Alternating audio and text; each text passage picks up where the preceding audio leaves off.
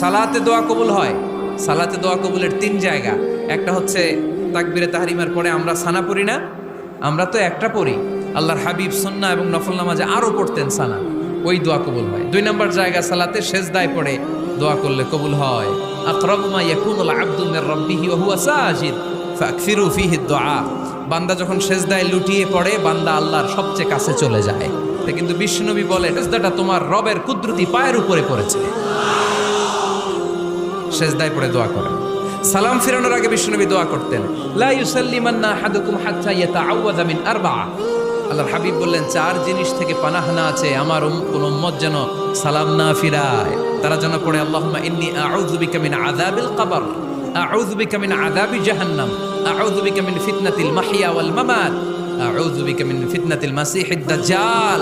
আল্লাহ কবরের আযাব থেকে বাঁচাও, আল্লাহ জাহান্নামের আগুন থেকে বাঁচাও, আল্লাহ